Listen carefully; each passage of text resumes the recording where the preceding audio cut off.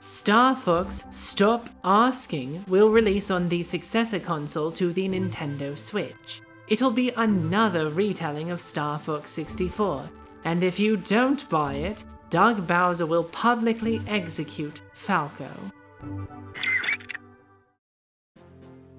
When Star Fox originally was created for the Super Nintendo Entertainment System, one of its big selling points was showing the power of 3D graphics on the SNES by pushing the Super Effects chip to its limit.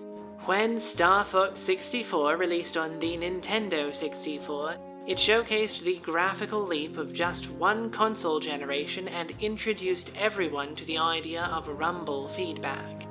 When Star Fox Adventures released on the Nintendo GameCube, it again showcased the increased graphical fidelity, this time with character models who had individual hairs and more detailed expressions. When Star Fox Command released on the Nintendo DS, the control scheme was radically changed to showcase the possibilities of touchscreen controls. When Star Fox 64 was re-released for the Nintendo 3DS, it was the poster child for 3D gaming. When Star Fox Zero released on the Nintendo Wii U, the control scheme was radically changed to showcase the possibilities of the Wii U's dual-screen gaming. In the past, Nintendo have seemed surprised at the idea that people truly do want another Star Fox or F-Zero game. Shigeru Miyamoto was even surprised that people were so positive towards Fox being part of the Mario Galaxy movie.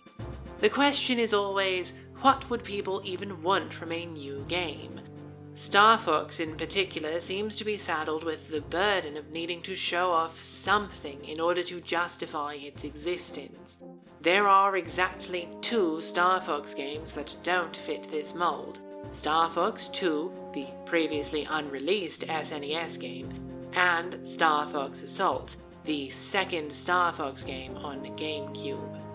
So I guess it shouldn't be shocking to me that Star Fox 26, the Star Fox game for the Nintendo Switch 2, seems to have launched with the full intention of showcasing the Switch 2's capabilities. 4K hyper-realistic graphics, mouse mode aiming, and even a special Switch 2 webcam VTuber. It's all here in Star Fox 26. So, with that lengthy fucking introduction out of the way, let's get into the actual discussion of the game. Yes, of course, I, Ms. Fox, would have something to say about the brand new Star Fox. Prep the R-Wings. We've got a job to do, Star Fox. We're gonna take the system back from Andross, one planet at a time.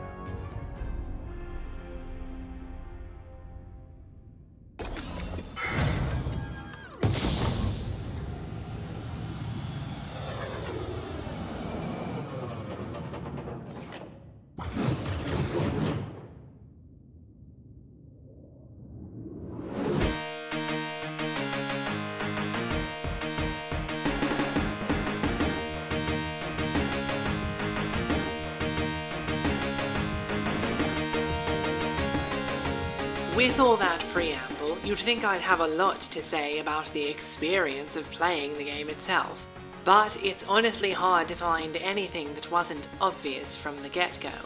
The game is literally Star Fox 64. If you've played Star Fox 64, you've played this game. The levels are the same. The game feels largely identical.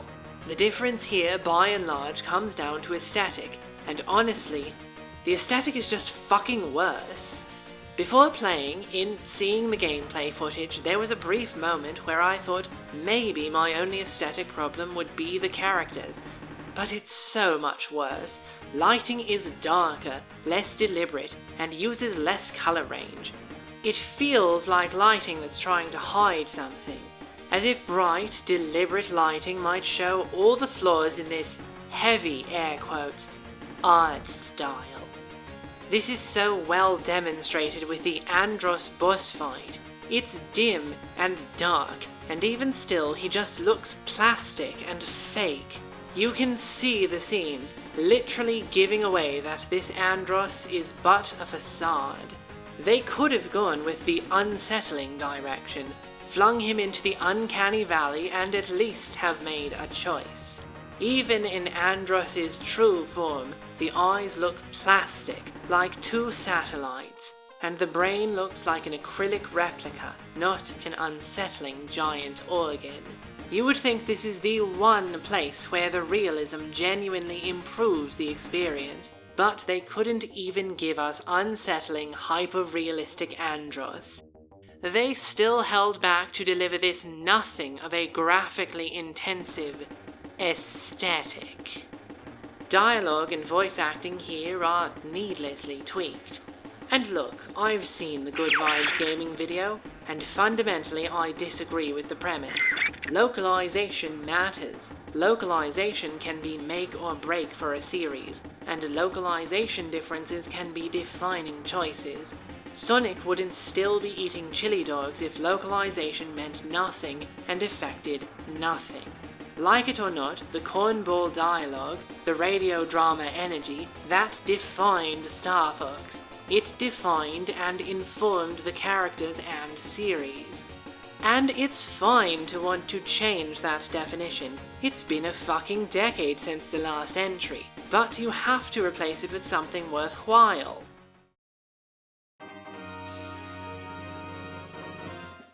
The characters range from Sony video game protagonist who only has smarmy scenes, to being more wooden than fucking Plank from Ed, Edd and Eddy. General Pepper stands out here to me as particularly bad, sounding like his voice actor's trying to do his best Nick Offerman impression, but based solely on phoned-in projects like the Pout Pout Fish.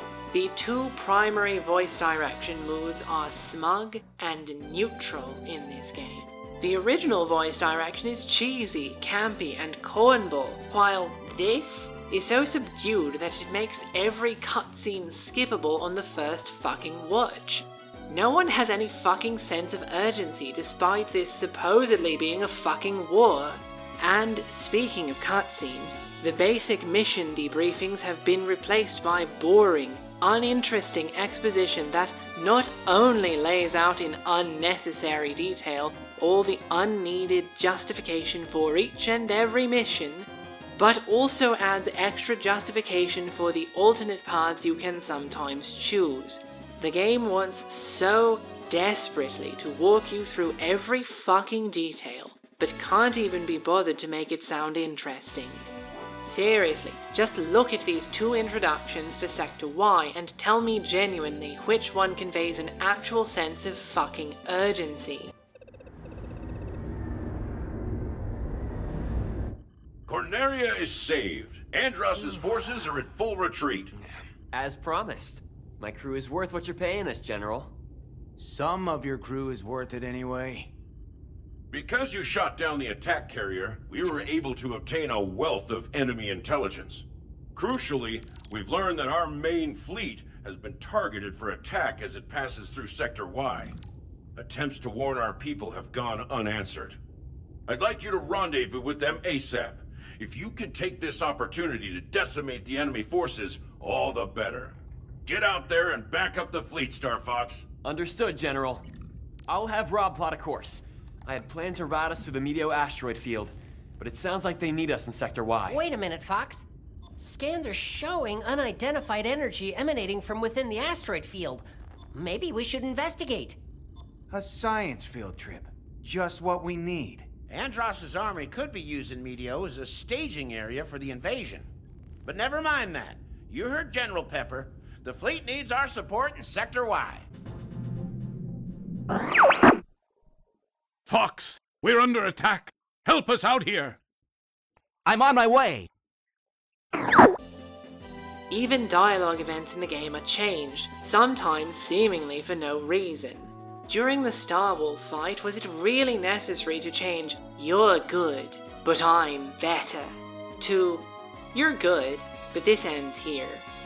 Fuck, speaking of that fight, for all the changes made, did they really not have the time to add more dialogue lines for the dogfights? Nearly 30 years later, and each member of Starwolf can only say 3 lines each when you shoot them.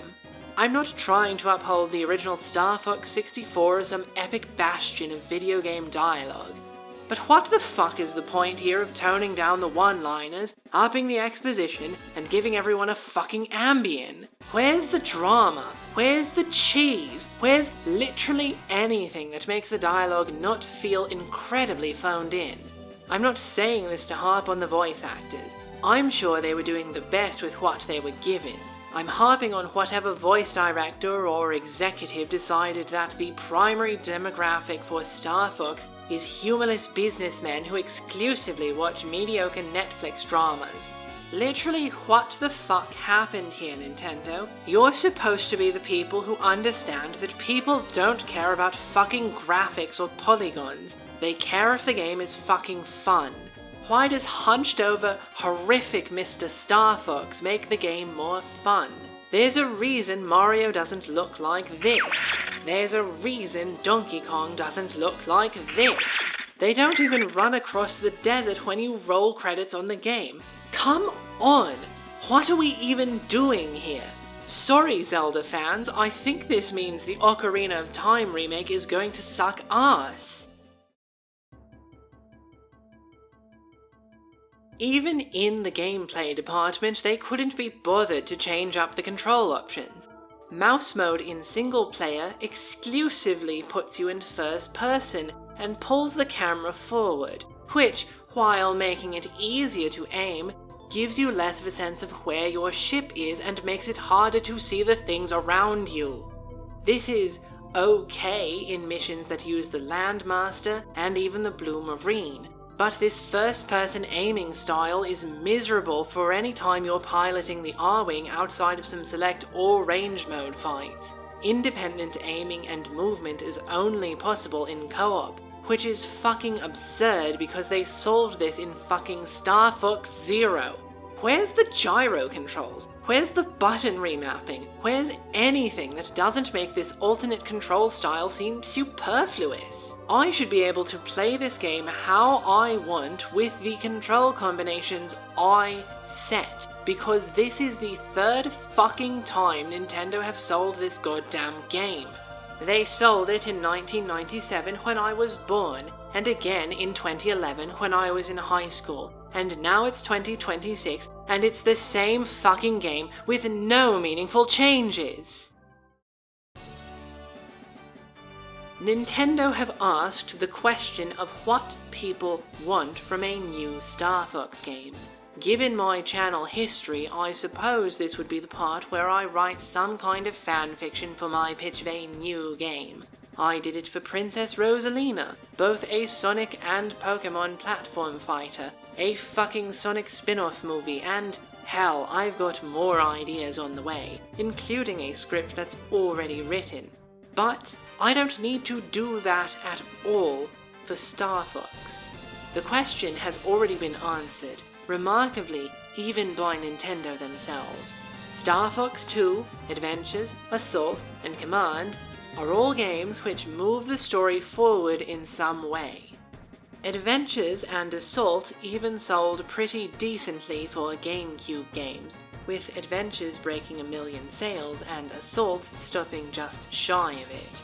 But Adventures was clowned on for somewhat fair reasons, and by nature of being on GameCube, both are still obscure outside of hardcore Nintendo audiences.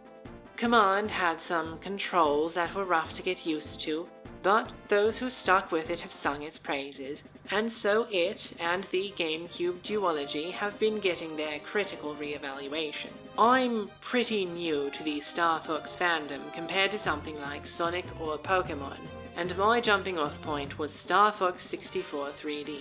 The thing that hooked me was the fast and frantic arcade shooting. It was a perfect pick-up-and-play game, the kind I could play between destinations on a vacation, in a waiting room, or after a rough breakup when I needed something fast and action-packed to turn my brain off for a little bit. Star Fox, like Crazy Taxi, Slay the Spire, Spelunky, Kirby Air Ride, and many other arcadey games, is a game I regularly get the itch to play, and it's no wonder that Star Fox 64 is the best-selling of the series. But I've played other Star Fox games I can reasonably get my hands on. Adventures is okay? Maybe I need to play it again with the mindset that it's something completely different, but it is obviously not the same gameplay that initially hooked me. Assault narrows down the game a bit in order to tell a more involved story, and it's still very much able to capture a lot of what I liked about the original game, making on-foot combat a core part of the campaign, as well as introducing the idea that you could switch between Landmaster, R-Wing, and on foot within a level is a novel evolution of the gameplay. It's the kind of idea I wish we got a sequel to. Zero is rough. I bought it already knowing that people were panning it, and I still played through it because I wanted some new Star Fox. But the fact that they rebooted the story didn't sit well with me. And it also didn't help that it took close to the full 3-hour campaign to get used to the controls. And once you got used to the gamepad controls, there wasn't anything left for you to see. No alternate paths, no real bonuses, all for a frankly mid-grade reimagining of Star Fox 64, a game that was already a reimagining of the original. That's not to say there was nothing to like about Zero. The transforming R-Wing was a novel idea, and so was gyro aiming. It just wasn't enough to salvage a half-baked retread of past glory. The thing that Nintendo need to understand is that remaking Star Fox with a new gimmick won't work after the second time. The Nintendo 64 version was the peak form of this particular idea, and aside from some control updates from the 3DS version, there wasn't any blood to squeeze from this stone. The way forward for Star Fox is to just make more Star Fox. It doesn't have to be a sequel, and it certainly shouldn't be another fucking reboot. It should just be something new. Not new as in a new gimmick to demo your tech, but new as in a new idea for a story or setting. Maybe include some tweaks and evolutions to the gameplay. Mouse mode is a fine idea. Hell, if this were a $20 eShop re-release of 64 or 64 3D retrofit to support mouse mode, it would have been completely justifiable as a stopgap while something other than a reboot was being worked on. But if you're purporting to release a new Star Fox game, even at the big air quotes budget price of $50 digitally, then what I and many other Star Fox fans want is a new story. On its surface, I can see the justification for naming this game Star Fox with no subtitle. Star Fox as a series hasn't been great with releases, so having a new game that says flat out you don't need to play any of the other games makes sense if you want to garner a wide audience. However, I don't think the smart move is to make this Star Fox game with no subtitle a remake of a game that's already available on this and the previous Nintendo console. Sure, for $50 you could buy this game instead of an entire year of Nintendo Switch Online Premium, and thus you don't need to keep paying $50 each year just to access the same game. But that's an indictment of the subscription model of access, not a justification for remaking the game with ugly character models and shitty lighting. It would have been so easy for that direct to have said, if you're interested in seeing some of Fox's original adventures, Star Fox, Star Fox 2, and Star Fox 64 are available through the Nintendo Switch Online subscription, and Star Fox Adventures and Assault will be coming to GameCube Classics in a few months. We hope this opportunity to catch up on Star Fox will have you excited for a completely brand new Star Fox adventure coming this summer. But ultimately, the thing I'm getting at here is that if Nintendo wants Star Fox to sell well, they have to actually act like it. We can't have decade-long hiatuses while they just wait around for new ideas. They have to try new things. They have to keep putting Star Fox in front of us and making it feel like a core series. They got their reboot out of the way, they put him in the Mario movie, now they have to follow through. Will they learn that lesson? I won't hold my breath. Given the tongue-lashing that I'm dealing to this game, you must imagine that I hate it, and yet the truth is that I don't. At its core, this game is Star Fox 64. And Star Fox 64 is one of the best fucks I've ever had in my life. I just wish I didn't have to look at something so ugly while I'm getting absolutely railed. But the sex is just too good. So I've been playing it a lot, even after finishing recording the B-roll for it. Like Kirby Air Riders, this game seems to have come at the perfect time for me. With Kirby Air Riders, the game is a nice distraction from the many hardships I've been facing after losing my full-time job, and desperately trying to find a safe place to land. It's the game I waited 20 years for, and it came at a time when I needed some pure joy the most. Star Fox 26 came into my life at another important time. You see, back in my senior year of college, I was hardcore pining for this lady I knew. My heart was fluttering, and it was the worst. As nice as it can be to feel crushes, sometimes they can be overwhelming, especially when you're like me, a lesbian who crushes hard. Star Fox 64 3D was my escape from those feelings, some arcade shooting action to distract my brain from what my heart kept screaming.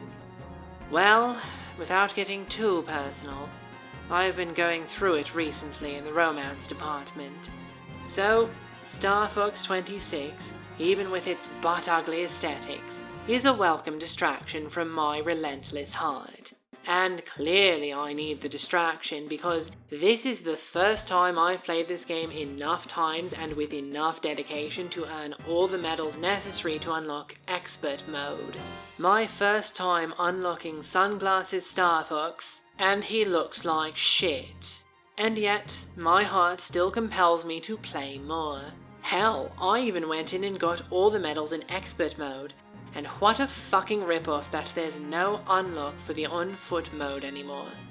But that's enough venting about horrible feelings on main. Thank you so much for watching, and I hope you'll return in the next video. And I fucking swear to God, Nintendo, Crystal better be in the next fucking game, and you better fucking call me to voice her, or I'll fucking...